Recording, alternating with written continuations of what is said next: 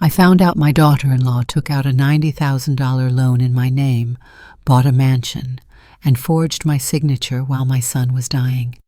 But the biggest shock, she left her newborn at my doorstep and disappeared. A hidden USB buried in an old wooden box lit the fuse. If you think this is just another family drama, you're dead wrong. Subscribe now and get ready for more mind-blowing true story films like this one. The morning rain had begun to whisper against the roof of the small wooden cottage nestled on the slopes of Cedar Hill, Oregon. A soft drizzle, polite and almost thoughtful, trickled down the window panes in slender, glistening threads. Inside the house smelled of steeping green tea mothballs and old pine wood, the scent of memory. Mrs. Helen Lamb moved slowly around, her kitchen fingers stiff from the morning cold and years of arthritis. She reached for her porcelain teacup with the faded dogwood print, a gift from her son Kevin, long ago when he'd landed his first teaching job. Her thumb found the tiny fracture at the rim, as it always did. It was chipped, slightly off-balanced, but she kept it like all things imperfect that still carried warmth. Kevin had been gone for 3 years. Cancer, quick and unkind. He'd been only 36. She could still see the shape of his laughter in the corners of the house, hear his voice echo faintly down the narrow hallway in the quietest of mornings. The silence in the house wasn't oppressive, not yet, but it had weight. It settled over furniture, clung to old calendars and empty coat hooks. It made everything feel like a waiting room, a life paused but not fully surrendered. She sat at her small kitchen table, the kettle sighing behind her. The rain had begun to fall harder. Helen reached for the pile of unopened mail beside her. Most days she ignored it. Bills, pension statements, newsletters. She never subscribed to junk in official envelopes. She sifted through the pile: electric bill, a flyer for window repair, a health insurance statement, and then a white envelope. The paper was heavier, the logo printed in navy blue. Fairview National Bank. She frowned. She didn't bank with Fairview. She hadn't made any large transactions, hadn't borrowed money in decades, not since Kevin started high school. She didn't even have a credit card, just her pension and a modest savings account at the local credit union. Thinking it was junk mail, she almost tossed it. But something, maybe the formality of the envelope, maybe just intuition, made her pause. She tore it open. Her eyes fell on the first line, and the words slammed into her like a cold slap. Dear Mrs. Helen Lamb, this is your second and final reminder regarding your missed mortgage payment for the property located at 71 Ocean Crest Villas, Oceanside Bay, California. Helen blinked. Your current past due balance is $1,630. Total mortgage outstanding $82,000. Original loan amount $220,000. Her mouth went dry. Failure to remit payment within 14 business days will result in the initiation of foreclosure proceedings. Please contact your loan officer immediately. She dropped the letter onto the table and just stared. Ocean Crest Villas, Oceanside Bay. She had never bought property in California, never taken out a mortgage since the 1990s. She'd never even visited Oceanside Bay, only read about it once in a magazine with glossy photos of retirement estates by the sea. But this letter was in her name, her full legal name spelled correctly, her current address listed, her social security number masked except for the last 4 digits was accurate. No, she murmured, reaching for the letter again with shaking fingers. This isn't right. She read it 3 more times. The words didn't change. The debt didn't shrink. Her name didn't vanish. Helen felt a tightness gather at the base of her throat. Her heart was pounding, the edges of her vision blurred. She forced herself to breathe. The landline phone on the kitchen counter had never looked so far away. She reached it in 3 stiff steps and dialed the number printed at the bottom of the letter. The automated system chirped to life. Thank you for calling Fairview National Bank. For English press 1. She pressed, waited, listened. All representatives are currently assisting other customers. Your wait time is approximately 8 minutes. 8 minutes was an eternity when your world was unraveling. She waited and waited. The rain outside fell heavier. It beat against the roof now, as if it too had become frantic. Helen's hand clutched the receiver like it might float her out of a nightmare. Finally, a voice crackled through. "Thank you for holding. This is Dana with Fairview Mortgage Services. How can I assist you today?" "This is Mrs. Helen Lamb," she said, her voice hoarse but steady. "I received a letter from your office about a missed mortgage payment. There's been a mistake. I never took out a loan. I don't own property in Oceanside Bay." There was a pause, then the clatter of keys on a keyboard. "All right, ma'am. Can I have your reference number listed on the letter?" Helen read it off. "Thank you. One moment." More tapping. "I'm seeing your account here. Loan number 786541, issued April 12th of this year. Mortgage on property located at 71 Ocean Crest Villas. Borrower, Helen Marie Lamb, date of birth, January 17th, 1959. That's you, correct?" "Yes, but I didn't." "Documents were signed in person at our San Jose branch."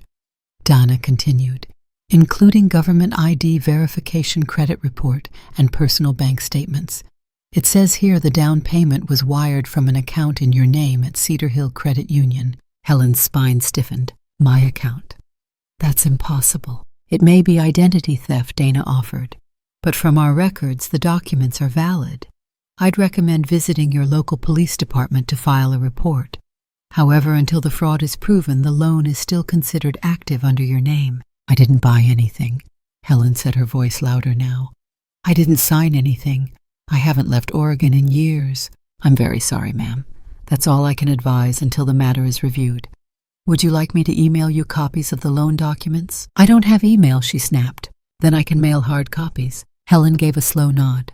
"Fine." The line went dead after formalities. She stood in her kitchen phone, still in hand, body suddenly too cold for summer.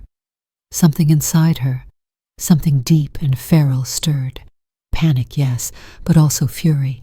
Who had done this? Who had access to her information? Who had forged her signature? Only a handful of people had ever touched her personal documents, her pension records, her bank passbook, her identification. Kevin. But he was gone. Vanessa. No, it couldn't be. She hadn't spoken to her daughter-in-law in over 3 months. The last time they talked, it had been about Taylor's school fees. Vanessa said things were tight. Helen had mailed over a small check, no questions asked. Taylor, her only grandchild, her only family. The phone rang. Helen jumped, heart lurching. She picked up. "Hello? Hi, Mom, it's Vanessa." Helen's fingers clenched the cord. "I just wanted to remind you," Vanessa continued breezily. "Taylor's school exhibition is this Friday. Remember, she's been working on that sculpture of you all month." Vanessa, Helen said, her voice sharper than intended. "I got a letter from Fairview National. They say I owe them over $80,000 on a mortgage." There was a pause. Then Vanessa laughed. "Oh, those scam letters. Yeah, they're all over lately. Just ignore it. It's not a scam. I called them. They have my name, my signature, my account number." A beat of silence. "Wait, you called them?" Vanessa's voice tightened. "Yes, and they confirmed everything. They said someone took out a mortgage using my documents. Said the property's in Oceanside Bay. Does that sound familiar to you?" "Mom, please." "Let's not do this over the phone," Vanessa replied quickly. "Can I come by tomorrow? We'll look at it together, but please, don't call anyone else, okay? These things can get complicated." Helen's jaw clenched. Complicated. She'd buried her son. She'd buried half of herself. But this wasn't complicated. This was betrayal, and it had a return address. She hung up the phone slowly.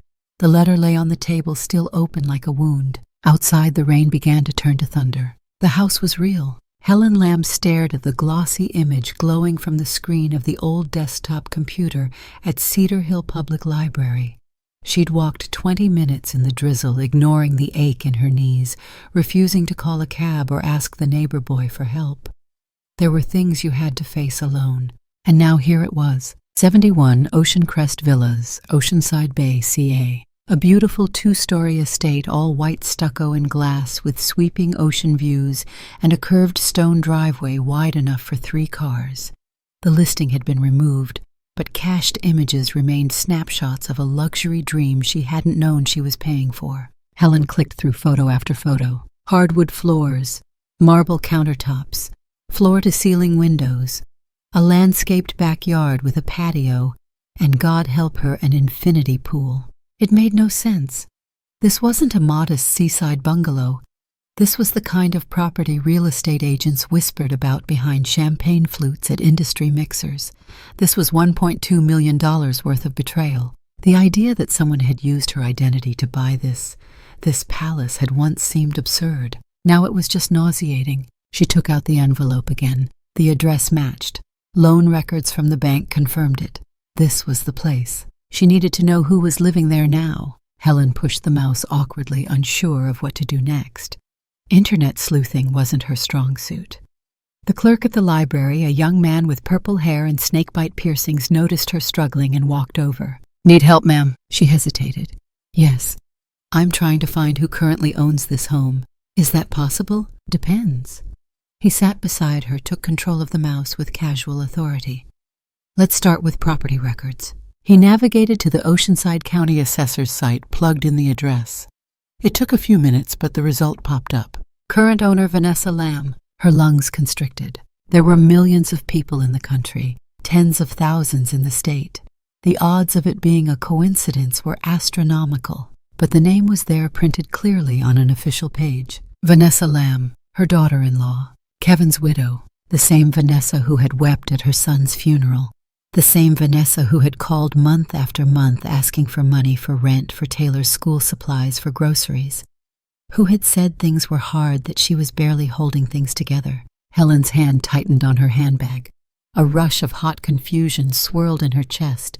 Betrayal, rage, disbelief. She had sent Vanessa over $5,000 in the last 2 years, and now Vanessa was living in a beachfront mansion. What a world, the library clerk muttered, oblivious to the storm unfolding inside her. "That's a lot of house." Helen clicked out of the screen without a word, gathered her coat, and walked out. Outside, the rain had stopped, but the sky was still the color of old dishwater. Her breath misted in the air. Her feet carried her down Main Street without direction. She walked past the flower shop where Kevin used to buy her yellow chrysanthemums on her birthday, past the bench where he once kissed Taylor's scraped knee after a bike fall. She walked until her legs trembled and her thoughts sharpened into something cold and focused. She pulled out her phone and dialed Vanessa's number. It rang, and rang, and rang. Then voicemail. "Hi, this is Vanessa. Can't get to the phone. Leave a message." Helen hung up without saying a word. She waited a few minutes and called again. This time it went straight to voicemail. She called a third time, then a fourth, gripping the phone tighter each time. Finally, she sent a text. "Vanessa, this is Helen. I need to speak with you. Urgent." Nothing. She called again that night. No answer. The next morning, no response. By noon, her frustration had turned into dread. She was being avoided. Vanessa wasn't just slow to reply. She was hiding. Helen sat at her kitchen table, the same one Kevin had built from scratch in college. She stared out at her backyard, at the overgrown rose bushes Kevin used to trim in the spring. She remembered Vanessa planting a few of them herself the year Taylor was born, laughing in the sun hair tied in a messy bun, saying she wanted to make a home. Had all of it been fake? Had she always been this way, manipulative, deceitful, and Helen had just refused to see it? No, she couldn't believe that. She didn't want to. She had once called Vanessa family, had loved her truly, had defended her against whispers of being cold, aloof, too career-driven. She had believed in her. But now Helen saw it differently. The phone calls, the guilt-laced requests for money, the clipped tone whenever she asked how Taylor was doing, the distance, the half-truths, the convenience of silence. Helen picked up the phone again and called a different number, one she hadn't used in years. Vanessa's old neighbor in Portland, Carol.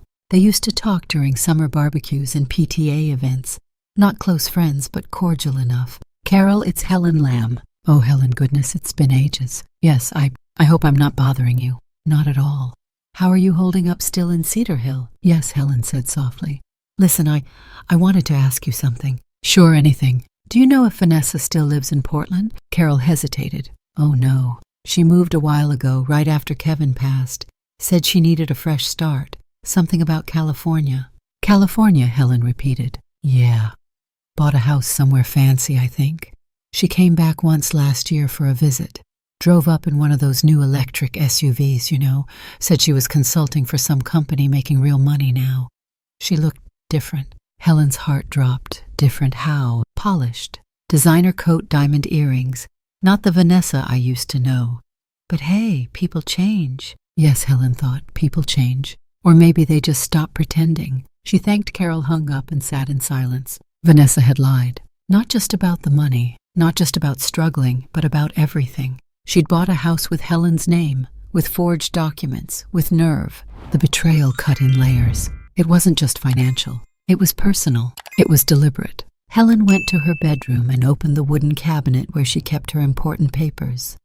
The top drawer held tax returns, Kevin's birth certificate, the deed to her home in Cedar Hill. Everything meticulously labeled, rubber-banded, and stacked. And beneath that, her passport expired but intact, her social security card, photocopies of her ID, insurance cards, and pension statements, documents she'd once lent to Kevin to help him file medical paperwork. Vanessa had seen all of this, had handled them, had probably made copies. Helen's throat tightened. She felt like a fool, a naive, blind old woman who hadn't seen the knife slipping between her ribs until it was twisted.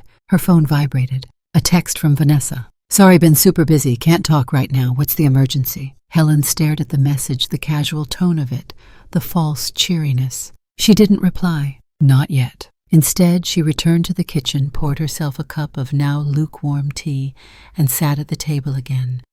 She stared at the letter from the bank, now smudged at the corners from being handled so much. The fog outside had begun to lift. Pale sunlight broke through, casting soft lines across the wood grain of the table. It lit the edge of the envelope like a spotlight. Helen exhaled deeply. This was no longer just about confusion or fear. This was personal. She knew now who was behind it. The question was, what would she do about it? And would anyone believe her? Would the law? Would a judge? Would the world? She didn't know. But she knew one thing: Vanessa had underestimated her, and that would be her first mistake. Because Helen Lamb may have been 64, widowed, and living quietly in the shadows of memory. But she wasn't going to stay quiet anymore. The night refused to end. Helen Lamb lay in bed, her body still but her mind burning. The ceiling above her, textured with decades of cracked plaster and old paint, offered no peace. She had stared at it for hours. The ticking of the wall clock became a cruel metronome to her thoughts. Vanessa. The name alone now tasted bitter. She had tried to force logic into the situation. There must be an explanation, a misunderstanding, something, anything other than the reality that kept circling like a vulture overhead. But every path led back to betrayal. And now this silence from Vanessa, the evasion, the deflection, it wasn't guiltless. It was calculated. Helen kicked the blankets off, swung her legs down to the floor. The old pine groaned under her weight. She pulled on her cardigan and padded down the hallway barefoot. The house was dark, save for the soft hum of the refrigerator in the kitchen. She didn't need light. Her hands knew the route by heart. Past Kevin's room now, a storage space filled with forgotten tools and unopened boxes. Past the hallway closet with the broken door handle, and into the last room on the left. The room she hadn't entered in over a year. Kevin's study. She opened the door and the scent hit her, instantly faded paper sandalwood cologne and the cold, closed air of grief preserved. The desk sat exactly as he left it. Dust had softened its corners. A faded photograph of young Taylor rested near the lamp. Her cheeks puffed in a wild grin. Kevin crouched beside her, eyes crinkled with laughter. Helen's throat tightened. She stood there for a moment as though waiting for permission, as though expecting him to walk in and ask what she was doing. Then she crossed the room and dropped to her knees beside the old cedar trunk against the far wall. This box had followed Kevin from his dorm room to his first apartment and back home again after the diagnosis. It had once held sports jerseys, love letters, his college degree. In the final year, it became something quieter, a storage place for the personal, the unfinished. Helen unlatched the lid and lifted it. Inside, notebooks with half-written stories, a cracked leather wallet, an old cell phone wrapped in a rubber band, and a bundle of his letters tied in twine. She touched each item slowly, reverently.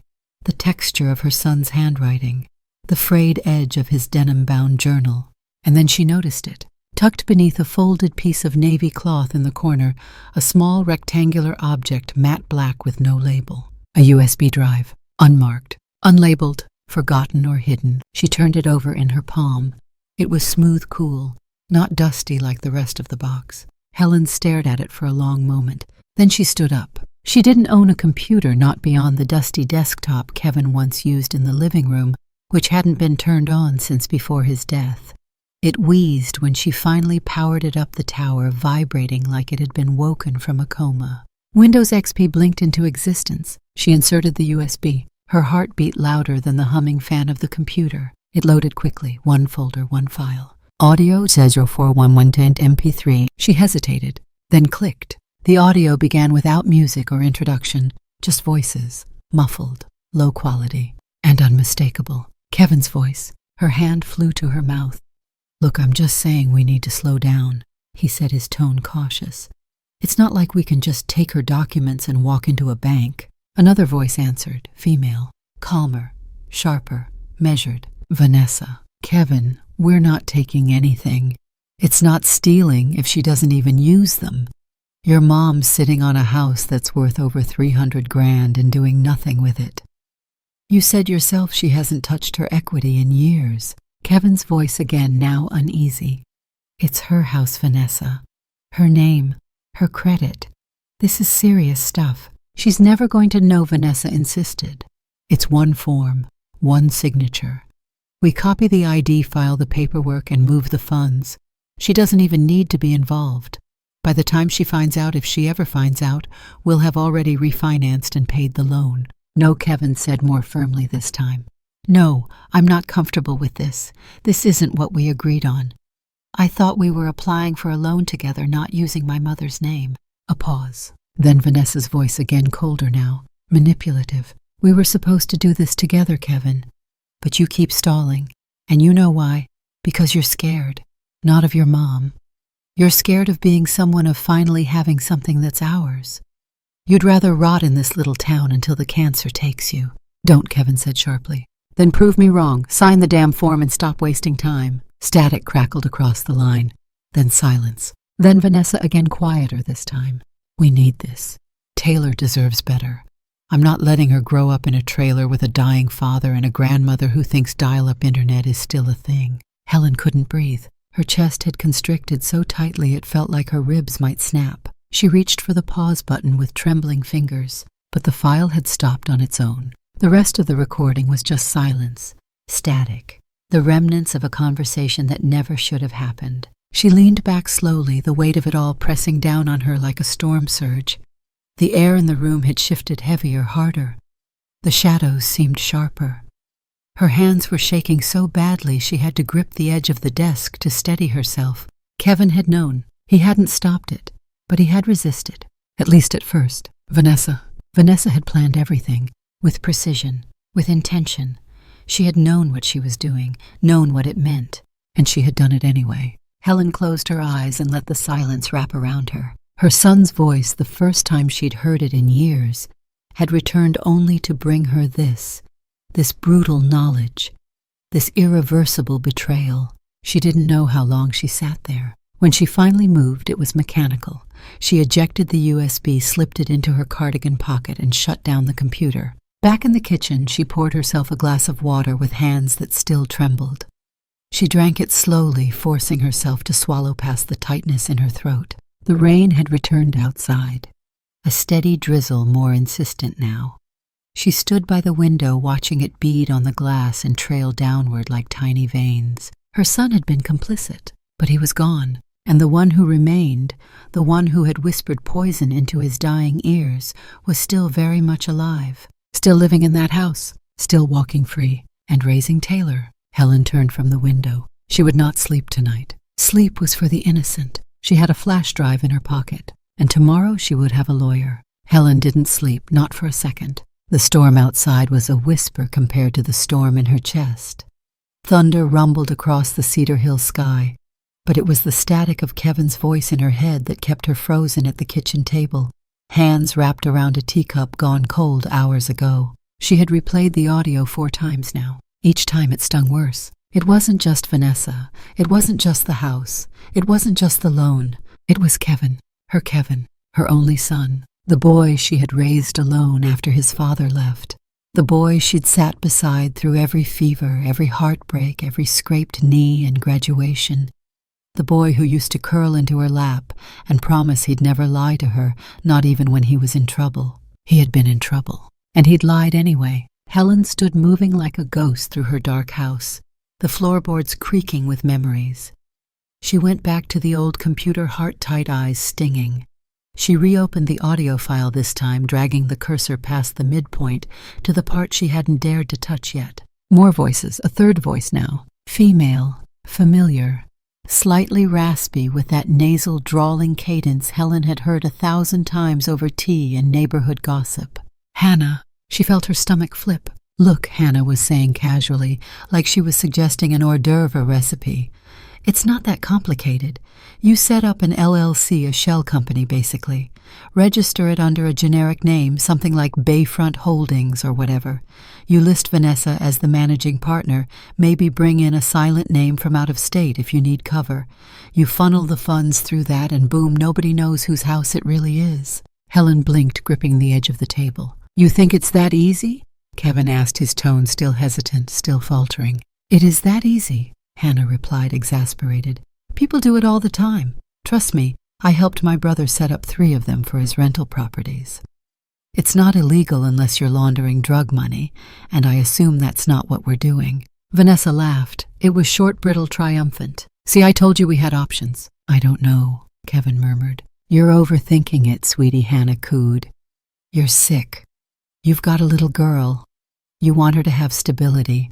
This is how you do that. Silence followed, and then Kevin said something that broke Helen in half. Mom would never forgive me. Vanessa's voice cut in sharply. Your mom's going to be dead in 10 years. And if she isn't, she's not going to find out. She can barely open an email. She trusts you, that's the beauty of it. Helen's knees buckled. She collapsed onto the chair behind her breath, leaving her body like a balloon punctured mid-air. She felt something give inside something ancient and sacred, a thread snapping that she hadn't realized was pulled so tight. The betrayal wasn't abstract anymore. It had names. Kevin, Vanessa, Hannah, people she had once loved, once trusted with the most fragile parts of herself. She'd let Vanessa into her family, into her home. She'd shared recipes, family stories, holiday mornings. She'd held her when Kevin first got sick, when he lost his job, when the chemo started. She'd believed in her, defended her. And Hannah who had brought her soup when she was sick, who had driven her to the hospital the night Kevin collapsed, who had cried beside her at the funeral and said I loved him like he was my own. All lies, all of it. Helen stared at the frozen screen, her own reflection warped and pale in the monitor's glow. She looked like a woman who had survived a house fire, intact in shape, but charred from the inside out. How long had they planned it? How many late-night calls, hushed whispers, forged signatures? Had Kevin signed the papers before he died? Had he known what it would cost? The betrayal was layered, but not all of it was equal. Vanessa had manipulated. Hannah had facilitated. But Kevin had hesitated. He had questioned. He had pushed back. He had worried about his mother even as he drifted toward the dark. Helen clung to that one sentence, Mom would never forgive me, because he had known. And shame meant there was still something left of him. Still it wasn't enough, not to erase what had followed, not to soften what she felt now, a grief worse than the one she'd carried at his funeral. That grief had been about absence. This was about betrayal. She didn't cry. Tears would have been a mercy. She sat in the dark until the sky began to gray with early light. Then she picked up the phone. She called Hannah. It rang twice before a chipper voice answered. Helen, gosh, it's early. Are you okay? Helen's voice was ice. You knew. A pause. I what? You knew about the house, about the company, about Vanessa using my name. Don't lie to me. Another pause. Longer this time. Then Helen. I don't know what. I have a recording, Helen cut in. Your voice, your words, telling them how to do it. The line went dead silent. Helen could hear Hannah breathing on the other end. I trusted you, Helen whispered. For 20 years I trusted you. You ate at my table. You held my son's hand when he died. And all this time you were plotting behind my back like some con artist. Helen! Hannah's voice was hoarse now, strained. It wasn't like that. I didn't mean for it to what? To ruin me. To steal my home. To use my grief as a smokescreen. No, Hannah said. I was trying to help Kevin. He was scared. He thought he'd die and leave Vanessa and Taylor with nothing. I didn't think you'd ever find out. You thought I was stupid, Helen spat. Old, easy, that I just keep sending checks and never ask why. Helen, please, I'm calling a lawyer. Click. Helen hung up. She stared at the receiver in her hand for a long time before setting it down. The sun had begun to rise, spilling pale light over the linoleum floor. Her teacup still sat on the table untouched, a thin film of cold floating on top. She didn't touch it. She stood slowly with the deliberate grace of someone who had stopped caring whether her joints ached. There were things to do, people to confront, a past to exhume. Her son may have died with secrets in his chest, but she was still alive. And so were they. Vanessa, Hannah, all of them. Still breathing, still walking free. And now so was she. Not just a grieving mother anymore. Not just a quiet woman in a forgotten town. She was awake, and someone was going to answer for what they had done. Helen Lamb stood outside the small corner office on 6th Street, where the paint peeled from the window trim and the sign read Crane & Associates, Esther 996. She had passed by this place dozens of times over the years, usually on her way to the post office or the bakery across the street. Never once had she thought she'd be stepping inside. Never once imagined she'd need legal help, let alone to protect her name, her life from her own family. And yet here she was. The sky overhead was heavy with clouds low and gray, like bruises on the horizon. Her reflection stared back at her from the glass door, weary stern, a little ghostly. She didn't recognize the woman, but she didn't hate her either. She took a breath and stepped inside. The receptionist looked up from behind her desk. A young woman, maybe 22, with a headset and an oversized sweatshirt that said, "Stay weird." She smiled politely. "Hi there, can I help you?" "I'd like to speak with someone about identity fraud," Helen said, "and mortgage theft, possibly forgery." The smile faded. The young woman nodded. "Of course. One of our attorneys is available now. I'll let him know." Helen sat down in the waiting area, her handbag resting on her lap like a shield. Inside were her documents, the mortgage letter from Fairview National, a copy of her identification printouts of the property ownership record for 71 Ocean Crest Villas, and most importantly, the small black USB drive. She hadn't told anyone she was coming here. Not her neighbors, not the book club ladies, not even the pastor from church.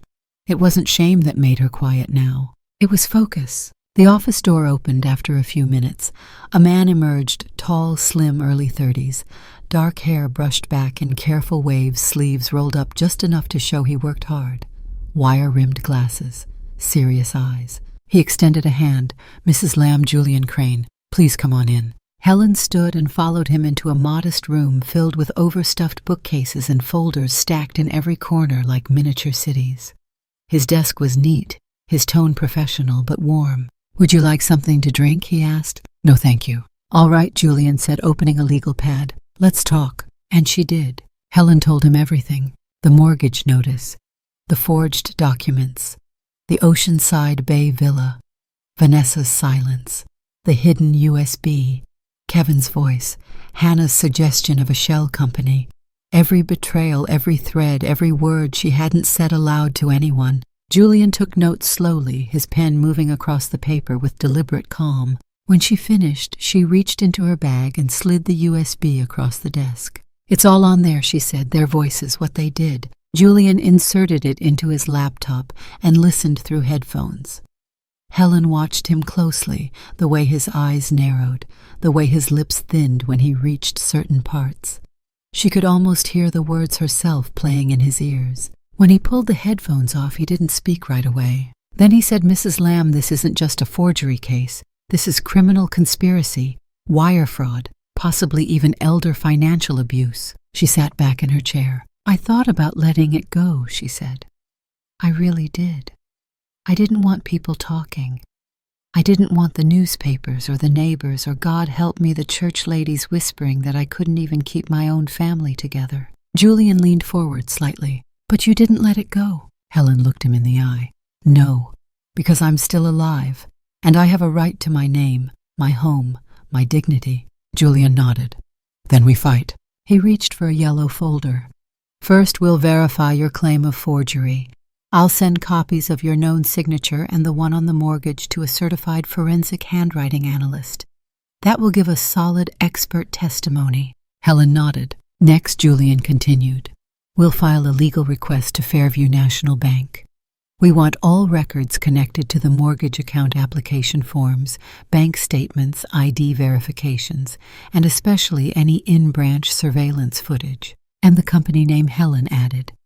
"Vanessa and Hannah use something called Bayfront Holdings. I want to know where the money went. I'll pull its incorporation documents and financial filings. If it's registered under a shell name and connected to either of them, we'll follow the trail." Helen pressed her hands together. "You think they'll go to jail?" Julian exhaled. "That depends on the DA, on what we uncover. But based on the evidence and the amount involved, we're talking about six-figure fraud using your identity. It's no small matter." Helen blinked slowly, letting the weight of those words sink in. She wasn't paranoid. She wasn't overreacting. She was the victim of a crime, and now she had someone who believed her. That afternoon they got to work. Julian drafted a notarized affidavit detailing Helen's denial of all signatures and knowledge related to the Oceanside Bay mortgage. He scheduled a digital forensic report on the USB to confirm authenticity and timestamp data. He contacted a private investigator to document current occupancy of 71 Ocean Crest villas and to gather evidence of Vanessa's financial lifestyle, luxury cars, vacations, purchases made with the stolen funds. He was fast, precise, methodical. Helen could hardly keep up, and she didn't need to. For the first time in weeks, someone else was carrying part of her burden, and not because they had to, but because they wanted to. Before she left, Julian walked her to the door. "You're not alone in this," he said. "No matter how it plays out, you stood up for yourself. That already matters." She didn't know what to say, so she said the truest thing she could think of. "Thank you." Back at home, the house felt a little less heavy. Helen sat at the kitchen table with the blinds pulled halfway open, letting in slivers of light through the storm clouds. She boiled water, poured tea, and stared out at her unkempt garden. The rose bushes needed trimming. The birdbath Kevin made in high school sat cracked in the corner. Weeds pushed up through the gravel path. Things she used to care about. Things she was going to care about again. She sipped slowly, her hands finally steady. She had stepped into a battlefield. Not one with guns or fire, but one lined with legal codes, courtrooms, and emotional minefields. Vanessa would deny it. Of course she would. Hannah might beg for forgiveness. The community might judge her. But Helen no longer feared what they'd think. She feared what would happen if she stayed silent, and silence had cost her enough. She would speak now, for herself, for what Kevin could have been if he'd made different choices, for every elderly parent told to sit down, stay quiet, and trust that family never lies. Sometimes they do, and when they do, someone has to say so. Helen Lamb had said it, and there was no going back. Helen Lamb had always believed that the worst kind of betrayal was the kind done to your face, a lie spoken over dinner, a theft committed with the comfort of familiarity. But what she was about to learn was that sometimes the worst betrayal was bureaucratic, cold, structured, signed in triplicate and stamped with a smile. A week after their first meeting, Julian Crane called her into the office again. He didn't sound panicked. He sounded charged. "Mrs. Lamb," he said as soon as she sat down, "we found the shell company." Helen braced herself. Julian opened a folder and slid a printed document across the desk. At the top was the name Bayfront Holdings, LLC. Underneath, several lines in bold, "Registered in California. Filing date April 15th. Principal agent Hannah Reed, Business Classification Real Estate Services. Managing partner. None listed, privately held. Mailing address P.O. Box in Oceanside Bay." Helen read the name twice before speaking. "She's the legal representative." Julian nodded. "She signed all incorporation documents, which means she knowingly lent her identity to manage business on behalf of the company. And the company bought the house." "Correct." The title for 71 Ocean Crest villas was never in Vanessa's name directly. It was purchased through Bayfront Holdings. But he leaned forward, eyes sharp. "We now have evidence that Vanessa funneled personal funds into the company and lived there exclusively, which implicates her as the real owner in everything but name." Helen felt her mouth go dry. "So Hannah put her name down to protect Vanessa?" "Yes, likely in exchange for a cut of the equity." Helen didn't know whether to laugh or scream. For 20 years she had poured tea for this woman, shared secrets, held her hand through heartbreak. And Hannah had used that same hand to sign the contract that stole her house. But Julian wasn't done. He opened another folder, thicker this time. These are the verification documents Fairview Bank used when processing the mortgage. We had to fight for them, but they released them after we presented our fraud complaint. He laid out a series of photocopied images on the table. First, a color scan of a driver's license. It had Helen's name, her birth date, even her address. But the photograph, though clearly similar, wasn't her. It was Vanessa, wearing a wig, with a slightly aged filter applied to the image to mimic wrinkles. The next sheet showed a signature page from the loan contract. Julian held it up beside Helen's real signature from her pension application a year prior. "See the difference," he said, pointing. "Your E curls under at the tail. Here it loops upward. That's a classic forgery error." Next, a photocopy of a property deed, the red stamp from the city office clearly forged. Julian tapped it. "This seal is 2 degrees off-center, the ink is slightly smeared, and the date format day, month, year isn't used in California filings. Sloppy, but just clean enough to fool a loan officer who's processing hundreds of applications a month." Helen stared at the page. Her home, her land, her identity, all printed on paper and passed around like a prop in someone else's performance. "This isn't just fraud," she said. "It's a heist." Julian nodded grimly. "And we're only halfway through it." 2 days later, the storm worsened. Julian called again. "Mrs. Lamb, I thought you should hear this from me directly." Helen's fingers tightened on the phone. "What now?" Julian took a breath. "Vanessa's lawyer reached out. She's making a statement." Helen's heart beat faster. "A statement? She's confirmed she's pregnant, 4 months along." Silence. Julian continued cautiously. "She claims the father is your late son, that it was a process they began before Kevin passed. She's asserting the unborn child is your biological grandchild." Helen couldn't speak. The wind outside was howling against her kitchen windows, but inside the house was utterly still. "That's not possible," she said finally. "Kevin's been gone for 3 years. According to her lawyer, they froze his sperm before he passed as part of his cancer treatment plan. She says they used IVF. Helen's knees nearly gave out. She sank into a kitchen chair. "She's trying to trap me," she whispered. "Use a baby as a shield." Julian was calm. "She's not denying the fraud, Helen. She's shifting the emotional landscape. If this goes public, a grieving widow now pregnant, possibly carrying your grandchild. It complicates the court of public opinion. Not the law, but the optics. She thinks I'll back down. She's betting on it." Helen closed her eyes. She could see Kevin's face, could remember the last time she held his hand cool and trembling, his eyes cloudy from morphine. He never told her they were planning a child. Never said a word about sperm banks or future embryos. She wasn't even sure she believed it. But whether or not the child was biologically Kevin's, Vanessa had once again played her hand, and this time it wasn't just money. It was blood. "I want a DNA test," Helen said. "If the child is mine, fine. I'll figure out what to do when the time comes. But I'm not letting her weaponize this baby to erase what she did." Julian agreed. "We'll submit the request to the court. Once the child is born, a test will be mandatory if the matter is under legal dispute." Helen looked out the window. The roses in her garden had started blooming early. Red, thick, unapologetic. She turned back to the phone. "Tell her lawyer," she said coldly, "that she can carry that baby in a castle or a cardboard box. It doesn't change the fact that she stole from me, lied to me, forged my name. She doesn't get to walk away clean."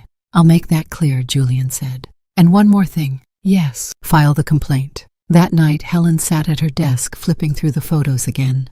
The house, the documents, the scan of the fake ID, and the ultrasound image Vanessa's lawyer had conveniently included in the case packet. She stared at the black and white smudge for a long time. A heartbeat, a question, a future she hadn't asked for. But the truth had been pulled into the light now, cold, harsh, but real.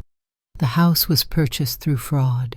The shell company was legally tied to Hannah. The documents were forged, the signatures falsified, the identity stolen. And Vanessa? Vanessa wasn't just exposed. She was outmatched. Helen picked up her pen and began to write not just notes for Julian, but something more personal. A record, a reckoning, her own testimony, because this wasn't just about a house. It was about being silenced for too long. And now finally she was speaking back. The morning sky over Oceanside Bay was glassy and pale, the kind of sky that threatened rain but never followed through. The wind carried the scent of sea salt and distant jasmine. It was too beautiful a day for a war, and yet that's what Helen Lamb had come for. She sat silently in the back seat of Julian Crane's black sedan, hands folded tightly over her handbag. The leather interior smelled of clean vinyl and faint citrus from an air freshener clipped to the vent. Beside her sat Mr. Daniels, a licensed notary, public gray-haired and expressionless, holding a sealed folder stamped with the county seal. In the front seat, Julian drove with quiet determination, dressed in a crisp navy suit, no-tie sleeves neatly cuffed. His eyes never left the road. The silence between them wasn't awkward. It was surgical. They reached the villa at 10:13 a.m. It was exactly as Helen had seen in the online photos: clean white stucco, black wrought iron balconies, tall windows glinting in the sun. A manicured hedge ran along the front fence like a line drawn to separate one world from another. A black Audi SUV sat in the driveway. Helen stared at it. She remembered when Vanessa had claimed she couldn't afford new sneakers for Taylor. Julian parked. No one spoke. Then he turned to Helen. "You don't have to say anything. I'll do the talking. Just stand firm." Helen nodded.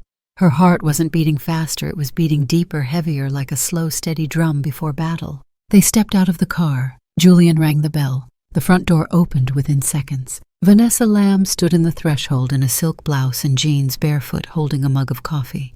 Her expression flickered when she saw them. First surprise, then calculation. "Helen," she said, blinking, "what are you doing here?" Julian stepped forward.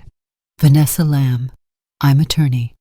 Julian Crane representing Ms. Helen Lamb in a matter concerning mortgage fraud, property impersonation, and identity theft. May we come in?" Vanessa looked between them, Helen, Julian, and the notary standing behind with a small briefcase and neutral stare. I'm not sure what this is about," she said. "I don't think this is the place." Helen stepped forward. Her voice was clear and low. "This is the place. My name is on the fake mortgage that bought it." Vanessa's lips parted, then shut again. Helen could see her pulse ticking fast in her neck. Vanessa stepped back, letting them in. The villa smelled like orange blossom and air freshener. The foyer was open and airy sunlight streaming through skylights bouncing off glossy tile floors. Helen's eyes swept over the expensive furniture, the framed abstract paintings, the fresh flowers on the entryway table. This had been her money, her name, her life siphoned into someone else's comfort. Vanessa set the coffee cup down with a sharp clink. "Look, I don't know what you think you've found." "I have your voice," Helen interrupted. Vanessa froze. Julian opened his briefcase and pulled out a printed transcript of the audio file. He handed it to Mr. Daniels, who notarized the affidavit on the spot, documenting that Helen had submitted the recording as evidence with clear timestamp verification. Helen pulled out a second document, the official complaint filed with the local police department, already logged and assigned a case number. She laid it on the kitchen island like a weapon. "You forged my ID," Helen said. "Used my name. Lied to the bank. You think carrying my son's child gives you the right to erase what you did? It doesn't." Vanessa's composure faltered. I didn't mean for it to get out of control," she said, her voice cracking. "Kevin was dying. He was scared. We just wanted something for Taylor, something that would survive him." Julian spoke calmly. "You could have asked. You could have gone through legal means. You committed fraud, Vanessa. And you enlisted a third party, Hannah Reed, to create a shell company. We have the articles of incorporation. We have her signature." Vanessa's face was flushed now. Her eyes flicked to the staircase like she wanted to run, or maybe hide something. "You don't understand," she said. "I've been raising Taylor on my own. You don't know what it's like." Helen's voice cut through the room like a blade. "Don't you dare play the mother card." The words silenced everyone. Helen took a step forward, standing eye to eye with the woman she had once called daughter-in-law. "You didn't just steal money, you stole trust. You turned my son against me when he was dying. You used my grief, my silence, my age, and now you want sympathy." Vanessa opened her mouth, but no sound came. Outside movement caught Helen's eye through the front window. Neighbors. A few of them were standing at the edge of their driveways now. Some had phones raised. One woman, Helen, couldn't tell who had started filming. She could see the red recording icon on the screen. Vanessa saw it too. She reached to close the blinds, but Julian stepped into her path. "You're under investigation," he said. "I'd advise against touching anything that might be considered obstruction." Vanessa's hands trembled. "I'm pregnant," she whispered. "I know," Helen said coldly. "Don't you care? It's Kevin's child." "Then he or she deserves a better example than this." Vanessa's eyes filled with tears. Whether they were real or part of the performance, Helen no longer cared. Mr. Daniels finished notarizing the documents and handed copies to Julian, who placed them neatly in front of Vanessa. "These will be submitted to the district attorney's office today," he said. "You'll be hearing from them soon." Helen stepped forward and laid down the final piece, a printed still from the fake ID image Vanessa had used next to her real license, her signature side by side with the forged one. "I'm not here to beg," Helen said. "I'm here to tell you I remember everything you ever said to me, every favor you asked for, every lie wrapped in guilt. I was your mother-in-law, not your victim." Vanessa slumped into one of the kitchen stools, her face pale, her hands shaking, but no more words came. Outside, the neighbors watched from a distance, some still filming, others whispering. The story would be on Facebook by noon. Oceanside Bay wasn't a city that kept secrets long. Julian turned to Helen. "Are you ready to go?" She nodded. As they walked out the front door, Helen didn't look back. She didn't need to. The damage had already been done, and for once she wasn't the one left in pieces. The story broke just before sunset. Helen Lamb was in her kitchen rinsing rice in the sink when her phone buzzed. It was a text from one of the church ladies, the kind who always knew everything 5 minutes before it became common knowledge. "Have you seen Channel 4 News?" Helen wiped her hands on a towel and turned on the small television mounted under her kitchen cabinet. It still had a crack in the corner from the time Kevin accidentally slammed the cabinet door too hard. The screen flickered, then settled on a solemn-faced anchorwoman in a developing story from Oceanside Bay.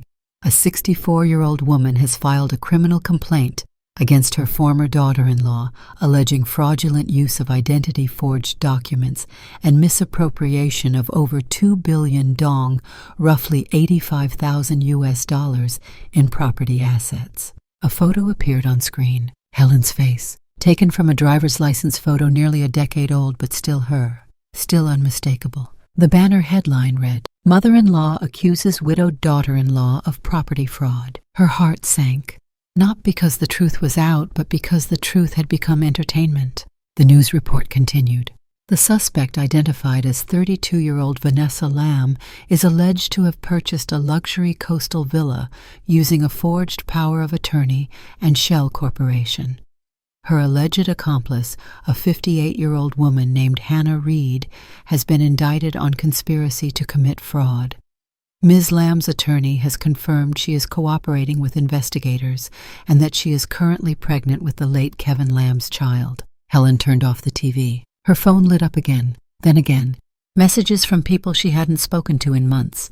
Comments, links, emojis, memes. She didn't open any of them. She didn't need to. The next day it was everywhere. Front pages, Facebook timelines, morning talk shows with plastic couches and even more plastic smiles. The headline had gone viral because it was perfect tabloid bait: family betrayal real estate, an unborn baby, and a war between women. The kind of story that felt safe to judge because it wasn't your life unraveling. Helen sat in the living room with the curtains drawn. She'd barely slept. Her nerves were frayed. Her coffee tasted like copper. Her hands ached from clenching and unclenching without even realizing it. The neighbors were talking. She heard them through the window, whispers that stopped when she stepped outside to water the plants. She saw the way people looked at her in the grocery store, half pity, half curiosity, like she was an exhibit at a zoo titled Betrayed Matriarch Midlife Edition. Some were kind, some called her brave, others were not so subtle. "Couldn't you have handled it in the family?" one woman asked in line at the post office. "We all have trouble with our kids. Doesn't mean we drag them through court," said another at church folding bulletins. Helen didn't respond. She just walked out and didn't come back. The legal system moved quickly after the media pressure. Within a week, Hannah Reed had been formally indicted on 3 charges: conspiracy to commit wire fraud, aiding in identity theft, and submitting falsified corporate records. She was released on bail, but forbidden from contacting Helen Vanessa or even her own sister, who happened to live 2 blocks from Helen's house. Helen watched the coverage on mute. She didn't need to hear Hannah's lawyer explain how her client was misled by emotional ties or never financially benefited. She knew better. Hannah had lied with both eyes open and a steady hand. That didn't happen by accident.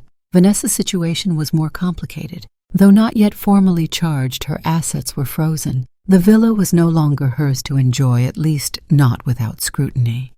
She was barred from selling, renting, or altering the property pending investigation. Her accounts were flagged. Her passport was suspended. Every step she took was monitored. But that didn't bring Helen peace. Nights were the worst. That was when the noise stopped and the silence began. Helen would lie in bed, the room dark, except for the blinking red light of the smoke detector, and think of all the things she wished she could unknow. Kevin's voice on the recording, the forged ID, the ultrasound photo, the feeling of handing her dignity to the public and asking them to vote on it like a reality show. She began losing weight. Food felt like cardboard. Water tasted bitter. Sleep came in snatches, 2 hours here, an hour there, and dreams that felt like drowning. Julian Crane called every morning. Just checking in, he'd say. You don't have to talk, just say hello. Sometimes she did, sometimes she didn't, but he called anyway. He stopped by one afternoon with a brown paper bag from a small cafe down the block. Inside was a container of chicken noodle soup, a crusty roll, and a handwritten note that said, "No one's opinion outweighs your right to the truth." She cried while eating it, not because of the food, because it was the first warm thing she'd tasted in days. Julian came again the following week. Helen didn't answer the door at first. She stood behind the curtain watching him through the peephole, debating whether she could endure another well-meaning check-in. But then she saw what he was holding, a manila envelope. She opened the door. "They've issued a formal summons," he said, handing it to her. "The DA's office is moving ahead. Preliminary court hearing is scheduled for next month." Helen's fingers tightened around the envelope. "Is it going to be public?" Julian nodded. "They always are. But I'll file for limited press access." Helen stared out over her porch. "I don't know if I can sit in that courtroom.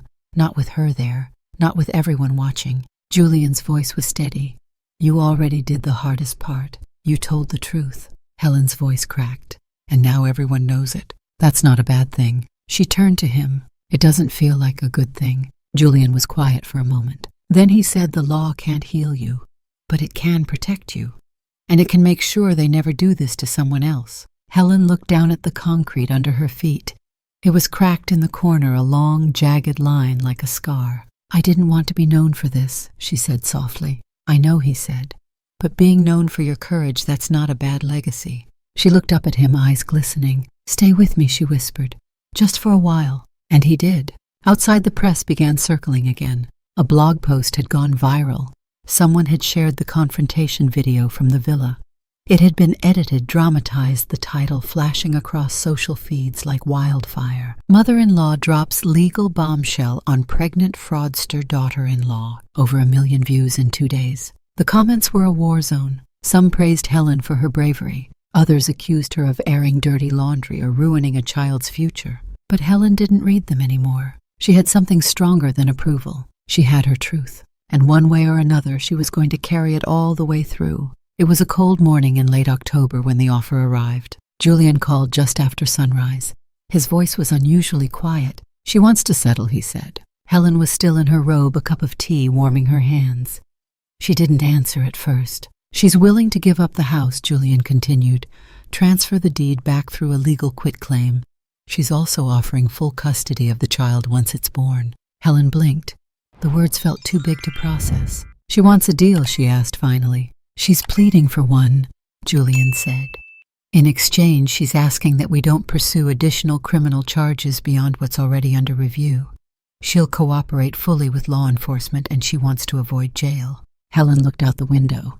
The morning fog still clung to the lawn like a heavy veil. and she wants me to raise the child. That's what she's offering, Julian said. She says, she can't, not like this, not anymore. Helen didn't speak.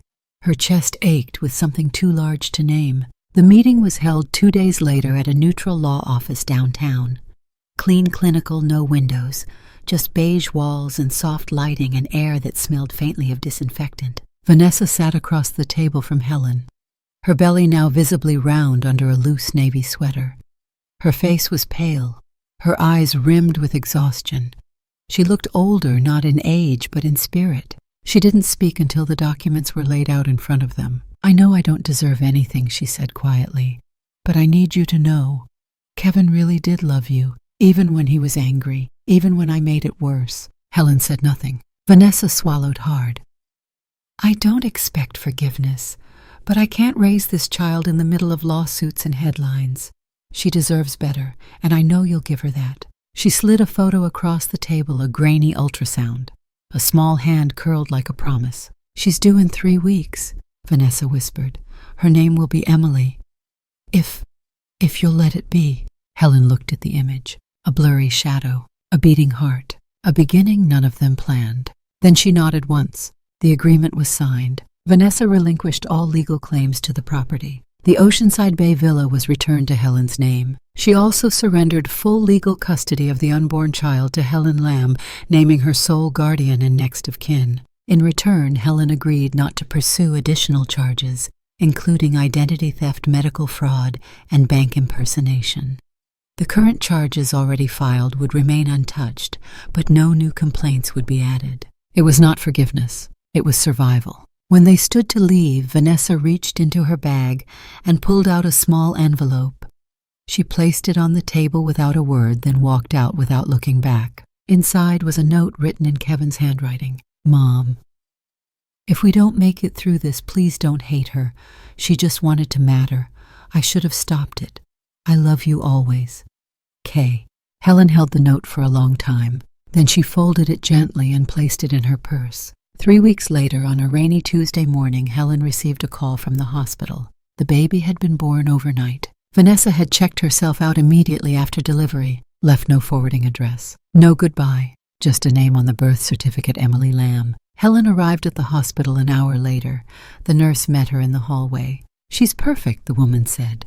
Strong lungs, soft hair, she looks peaceful. Helen stepped into the nursery. There she was, swaddled in a pale yellow blanket, sleeping soundly beneath a mobile of stars. Helen approached slowly. Her heart was pounding, not with fear, but something deeper, a fragile, aching wonder. She reached down and placed a trembling hand on the newborn's chest.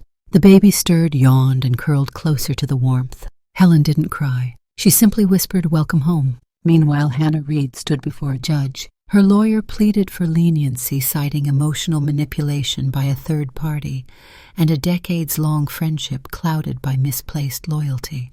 The prosecution did not push for full incarceration, noting her age and cooperation with the investigation. The sentence came down 2 years probation with 6 months of community service and a suspended sentence. Helen wasn't in the courtroom. She didn't need to be. Justice didn't always wear handcuffs. Sometimes it arrived in the form of a shattered reputation and the long, quiet echo of regret. Helen moved back into her villa in late November. The place was quiet, stripped of Vanessa's touch. The walls had been repainted, the closets emptied. The nursery upstairs had been freshly prepared by Julian and 2 paralegals from his firm who insisted on helping after hours. A white crib, soft curtains, stuffed animals, and a nameplate on the wall, Emily Grace Lamb. The first night home, Helen sat in the rocker by the crib, feeding the baby by dim lamplight. Outside, the wind swept through the trees, but inside everything was still. She thought of Kevin, of the broken bridge between them, of the price she had paid. But then Emily stirred and looked up at her eyes wide and searching. Helen smiled, a tired, worn, unshakable smile. She had lost almost everything, but in this moment she had gained something new. Not a replacement, not redemption, but a beginning. And that at last was enough. The lake shimmered in the morning sun like cracked glass, 1,000 ripples dancing in the breeze. Helen Lamb stood on the narrow porch of her new cottage, a steaming cup of green tea in one hand, and baby Emily nestled in the crook of her other arm. The house wasn't much, 2 bedrooms, hardwood floors that creaked like old bones, and a small garden full of overgrown lavender, but it was hers. And for the first time in a long time, she wasn't living in someone else's shadow. She was writing her own story. The move had happened quietly. After months of legal paperwork, news cameras, and whispered conversations in grocery store aisles, Helen had chosen solitude. She sold the villa not out of spite but survival, and purchased the small lakeside cottage in Cedar Hill just north of where she'd grown up. It was remote, simple, safe. There was no gate, no manicured hedges or marble countertops, just willow trees, hummingbirds, and the sound of wind on water. That and a child's laughter, soft and new and full of promise. Emily Grace Lamb, 3 months old and already the center of Helen's world. Her days found rhythm again. Mornings started early, always with tea and sunlight. Then feedings, diapers, laundry. Afternoons meant walks by the lake, reading under the oak tree, humming lullabies she half remembered from when Kevin was small. Evenings were the hardest, that silent hour between dusk and sleep, where memories slipped in through the cracks. But even those hours softened with time. Helen began writing again. At first it was just notes, fragments of days' observations, half-formed thoughts on justice and regret. But eventually she opened her laptop and created a document titled, "What They Didn't See, A Mother's Fight for Her Name." It was part memoir, part witness statement. A record not just of what happened, but of who she had been before it all, the quiet woman in the background, the one who always nodded politely, who paid the bills on time and never caused a scene. She wrote about Kevin's childhood, the piano recitals, the hospital bed, the silence after he died. She wrote about Vanessa not as a villain, but as a mirror, someone who had been desperate, calculating, and broken all at once. And she wrote about Hannah, her betrayal, her cowardice, her final letter of apology mailed weeks after sentencing. But most of all, she wrote about dignity, about how it could be stolen but also reclaimed. One morning a letter arrived. It was thick, embossed from a nonprofit called Voices of Age based in Seattle. Julian had quietly nominated Helen after reading her first draft chapters. He hadn't told her. He hadn't needed to. The letter invited her to speak at a regional panel on elder rights and financial exploitation. She stared at the page for a long time. She had never spoken on stage before. She wasn't sure anyone would care what she had to say. But she also remembered what it had felt like that day in the bank, holding a letter with her name and someone else's lies stamped across it. She remembered the weight of silence, the shame, the helplessness, and how many others might be sitting in that same place, still too afraid to speak. So she said yes. Julian drove her to the conference. He had become more than a lawyer now, more than a case file handler or legal strategist. He came by twice a week, helped with groceries, fixed the crooked kitchen drawer she couldn't quite manage. He even installed a baby monitor in her bedroom when Emily started waking more often during thunderstorms. They never talked about labels, but when she introduced him to neighbors, she called him Julian, my friend. It was enough. At the conference, she sat in a circle of voices, other seniors, advocates, lawyers, and survivors.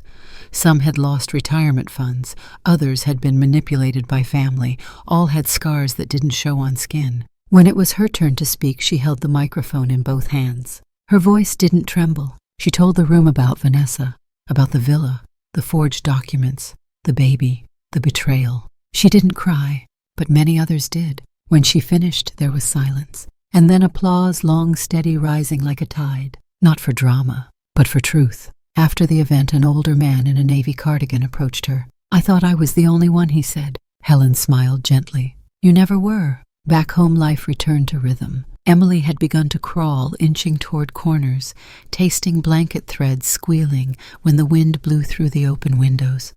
Her eyes were green, just like Kevin's. Her laugh came easily. Her cries not so much. She was a quiet baby, watchful, bright. At night, Helen would sing to her softly lullabies and old Vietnamese folk songs, even though Emily didn't understand the words yet. But she would. Helen planned to teach her both languages, both histories, both halves of the truth. The memoir neared completion. She added an epilogue titled Forgiveness with Boundaries. In it she wrote, "Forgiveness is not forgetting. It is not approval. It is a choice to stop bleeding for a wound someone else caused. I forgave her because I had to survive, but I do not forget, and I do not return. On a quiet Sunday morning, as autumn began to settle on the trees, Helen took Emily to the edge of the lake. She laid a blanket on the grass, brought a thermos of tea, held her granddaughter close. The past hadn't disappeared. It clung to her in scars in quiet moments in the scent of lavender by the back door, but it no longer defined her. She had walked through fire, and on the other side she had found a child, a voice, and herself. She whispered into Emily's ear, "You saved me." The baby cooed, pressing a small hand to Helen's cheek. A beginning, a name, a new chapter, and the woman who would write it on her own terms in her own time. At last, the morning mist hung low over the hills, weaving through the pine trees like breath suspended in prayer. The ground was damp beneath their boots, pine needles cushioning their steps as they walked together down the narrow forest trail. Helen Lamb, now 71, moved slowly but with certainty. Her hand gripped the small fingers beside her, warm, firm, trusting. Emily Grace Lamb, 8 years old, curious, sensitive, impossibly observant. They had walked this path many times before, but today felt different. The forest was quieter, the wind gentler. The sky hung in soft silvers, neither bright nor gloomy, a pause between seasons. They stopped at a bend in the trail, where a fallen log formed a perfect bench, its moss-covered back curling like a cradle of time. Helen sat first, patting the space beside her.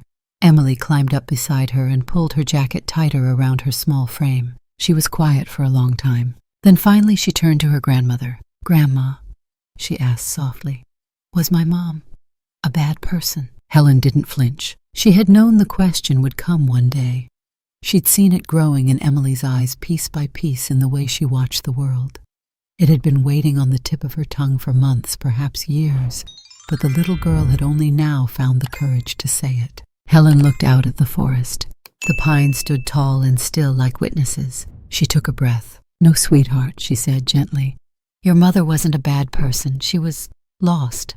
Emily blinked. "Lost?" "Yes," Helen said. "Not the kind of lost where you can't find your way home, but the kind where you forget who you are, forget what matters. Your mom made choices that hurt people, choices that hurt me. But that didn't make her evil. It just meant she didn't know how to stop herself, or how to ask for help before it was too late." Emily was quiet again, her gaze fixed on a squirrel darting across a low branch. "Did she love me?" she asked. Helen smiled, not the kind of smile meant to dismiss or deflect, but the kind that held both truth and ache. "I believe she did," Helen said, in her own way, even though she couldn't stay, even though she made mistakes. "I believe there was love. I believe you were the one good thing she hoped the world would remember her by." Emily's lower lip trembled, but she didn't cry. Instead, she leaned into her grandmother's side and rested her head against her shoulder. They sat like that for a long time. 2 lives, one beginning, one weathered, held together by memory, forgiveness, and something deeper, the choice to love despite everything. That evening, Helen wrote in her journal, not the manuscript, not the advocacy pieces she now published occasionally in journals about elder law and justice, but the private notebook she kept hidden in the drawer beside her bed. Today, Emily asked if her mother was a bad person. I told her the truth, the only truth I believe in now. People are not just good or bad. They are broken and healing. They are lost and found. They are capable of both harm and grace. And the ones we love sometimes hurt us the most because we open the door and let them in. But we don't close that door forever. We just learn when to keep it locked and when to open it again for someone new. Later that week, Helen took Emily into town. They visited the library, their favorite place, and stopped for ice cream afterward, even though it was cold. Emily liked mint chocolate chip. Helen always chose butter pecan. While they sat by the fountain, Emily said something unexpected. "When I grow up," she said, "I want to help people like you do." Helen smiled. "You already do." "No," Emily said, serious. "I mean, I want to help people who feel small, people who get tricked, people who don't think anyone will listen." Helen looked at her granddaughter, truly looked at her. She saw Kevin in the shape of her eyes. She saw Vanessa in the sharpness of her jaw. But most of all, she saw someone new, someone shaped not just by blood, but by story, by survival, by the quiet strength of love that had outlasted the worst. "I think you will," Helen said, "and when you do, you'll be amazing." In the years that followed, Helen never reconnected with Vanessa. There were no calls, no letters, only silence. But every so often, Helen would light a candle on the anniversary of Emily's birth and place it by the window, not as a beacon, not as a request, but as a quiet acknowledgement that healing didn't always require reconciliation, just honesty and a place to keep the pain without letting it rot the heart. One spring, Helen was invited to speak again, this time in front of a national conference on aging and justice. She stood at the podium in a gray dress, her silver hair swept back, and looked out at the sea of faces waiting for her voice.